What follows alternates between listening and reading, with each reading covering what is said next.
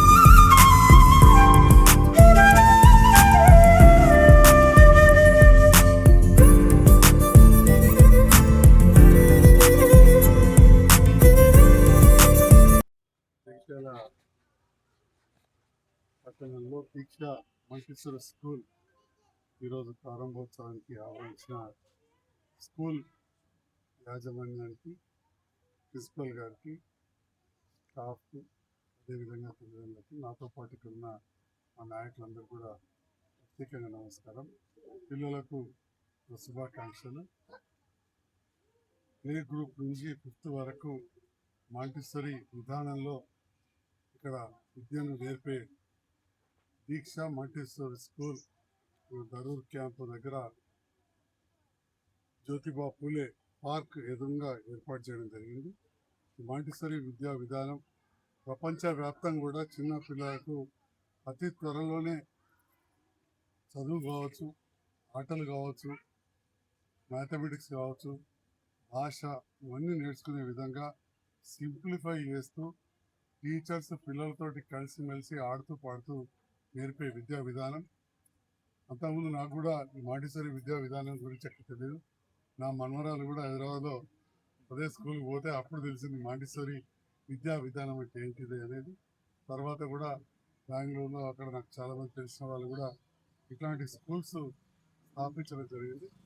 ప్రపంచవ్యాప్తంగా కూడా మాంటిసోరీ విద్యా విధానానికి ఎక్కువగా పిల్లలు తల్లిదండ్రులు ఆకర్షితులై పిల్లలు కూడా నేర్పిస్తున్నారు. ఎందుకంటే ఈ విద్యా విధానంలో పిల్లలు చాలా తొందరగా పికప్ అవుతూ భాష కావచ్చు, చదువు కావచ్చు, ఆటలు కావచ్చు అన్నీ కూడా నేర్చుకుంటున్నారు. మరి ఇట్లాంటి నూతన విద్యా విధానాన్ని జగిత్యాలకు పరిచయం చేసిన దీక్ష స్కూల్ చైర్మన్ గారికి, మా పార్ట్నర్స్కు అందరికి కూడా ప్రిన్సిపల్ గారికి, స్టాఫ్ ప్రత్యేకంగా అభినందనలు.